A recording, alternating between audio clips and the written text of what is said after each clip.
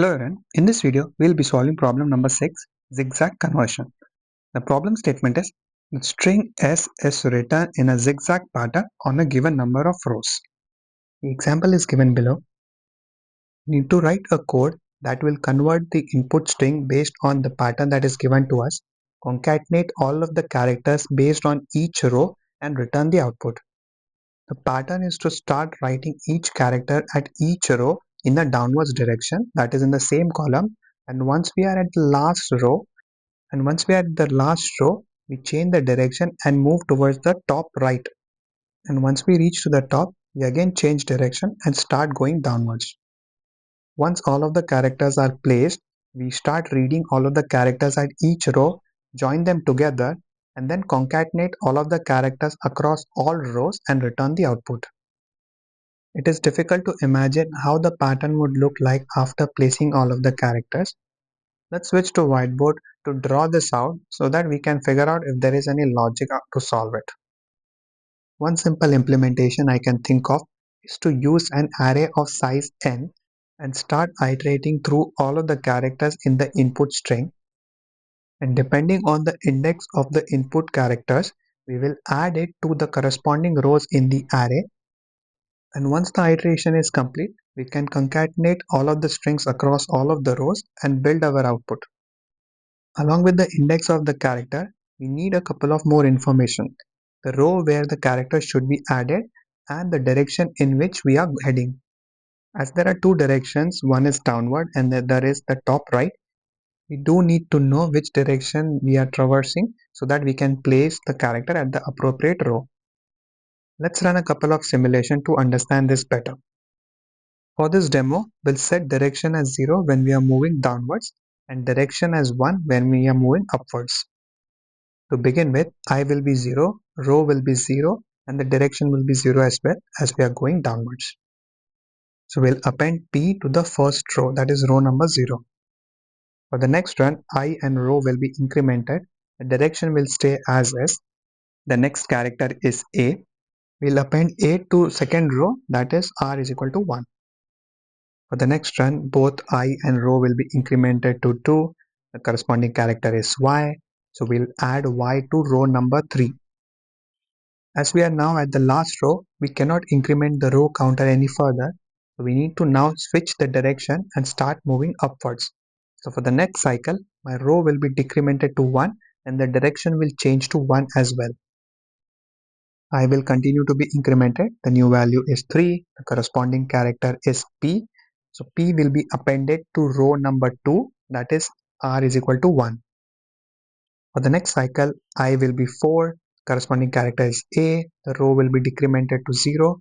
The direction will stay as is. So a will be appended to row number 0, that is the first row. As we are at the first row, we can't decrement the row counter anymore. So instead we'll start incrementing it and switch the direction to 0. This means that we are going in the downwards direction. We'll repeat the same cycle multiple times until we have iterated through all of the characters in the input string and characters are appended to the array at the appropriate rows.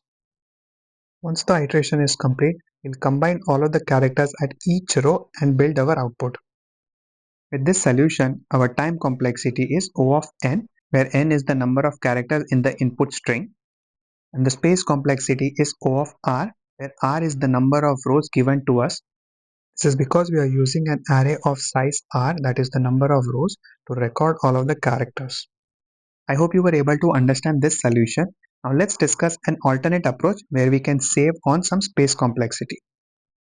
In this approach, we'll try to identify a pattern between all of the characters for each row, which will help us derive a formula to solve it. I've drawn the zigzag converted for the same input string but different rows. The first one is for 4 rows and the second example is with rows 3. Let's start with looking at row number 0. In the first diagram, all of the elements in the first row are at multiples of 6. The first one is 0, then 6, and then 12. Similarly, on the second example, the difference is 4. So they are all on multiples of 4, 0, 4, 8, and 12. As the difference is consistent in each of the example, we should be able to derive a formula which applies to both the examples. I think the formula that works is 2 into r minus 2, where r is the total number of rows in each of the tables. Let's verify it on the left hand side. So the total number of rows is 4. So 2 into 4 minus 2 will result in 6. And with the row is equals to 3, 2 into r minus 2, 6 minus 2, which will give me 4. The formula aligns with the difference that we are expecting in both the examples. Now if we look at the last row in both the examples, the difference is again the same. On the left hand side, we have the first element from 3. After that, the next element is at index 9. So difference is still 6. And same pattern on the right hand side. The first element from index 2. After that, we have 6 and then 10. The difference is consistently 4. So we can use the same formula to calculate all of the characters for the first and the last row with any given inputs. Now let's focus on figuring out the formulas for the remaining rows.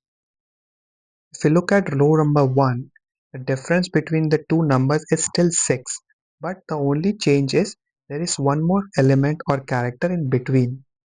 Now we need to figure out if there is a pattern to all of the new characters that are appearing in between for each of these rows.